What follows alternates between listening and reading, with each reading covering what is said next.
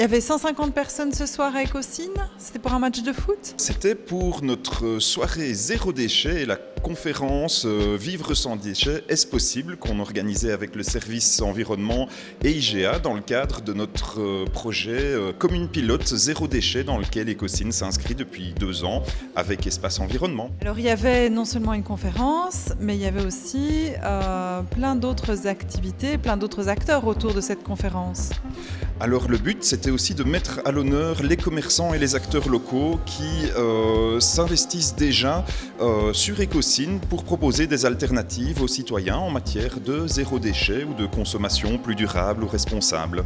J'ai invité des indépendants, des commerçants, des artisans et des producteurs locaux d'Écosine qui travaillent beaucoup avec le zéro déchet. C'est pour ça qu'aujourd'hui ils ont été invités et qu'ils ont répondu positivement à ma demande. Aujourd'hui il y a les Jardins Nadim, il y a Minimaliste, il y a ZD Couture, donc elle fabrique des vêtements avec des tentures, des mouchoirs, des tissus qu'elle récupère. Il y a Georgette Ciboulette qui fait une épicerie vrac à Marchés Écosine.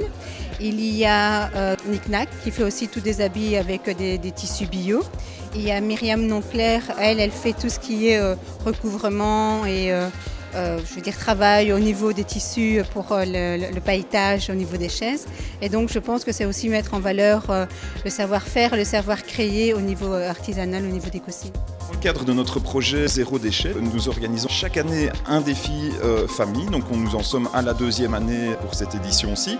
Et donc les familles du premier défi sont venues proposer de faire des tawashi. Donc ce sont des éponges en chaussettes en fait qui sont récupérées et qui sont tressées pour former une éponge et de présenter en fait la dynamique zéro déchet et le groupe qui s'est constitué pour accompagner cette dynamique sur Écosine.